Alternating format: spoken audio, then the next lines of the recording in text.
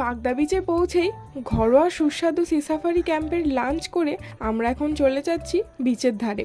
লাঞ্চে ছিল এলাহি আয়োজন, সেটা দেখতে হলে কিন্তু আগের ভিডিওটা অবশ্যই একবার চেক করতে হবে। বিচ সাইডে এসে যতক্ষণ না বিচের দেখা মিলছে ততক্ষণ কিন্তু মনে শান্তি হয় না, তাই খাওয়া দাওয়া করে একটুকু আমরা সময় নষ্ট করিনি। আর এই ঝাউবনটা এত নিস্তব্ধ আর এতটাই সুন্দর, এর প্রশংসা যতই করব ততই কম মনে হবে। সমুদ্রের প্রথম দর্শনেই সবাই মুগ্ধ হয়ে তাকিয়ে রইলাম কিছুক্ষণ, তারপর থেকেই আনন্দ করা শুরু। তবে একদমই রেকমেন্ডেড না এই সমুদ্রে নামা। আর আমরা কিন্তু জল দেখে এক ফোঁটাও নিজেদেরকে রেজিস্ট করতে পারিনি, নেমে পড়েছি। কুহুর মুখটা দেখে বুঝতেই পারছেন ও কতটা আনন্দ করেছে বালি আর জল মেখে। বন্ধুদের সাথে এলে সব থেকে মজাদায়ক কিন্তু এইটাই, যারা সমুদ্রে নামতে চায় না তাদেরকে চ্যাংদোলা করে একদম জল অবধি পৌঁছে দেওয়ার দায়িত্ব কিন্তু অন্য বন্ধুদের রয়েই যায়। এত স্নান করার পর আমাদের যে কি অবস্থা হলো সেটা দেখতে হলে নেক্সট পর্বের জন্য চ্যানেলটা সাবস্ক্রাইব করতে হবে।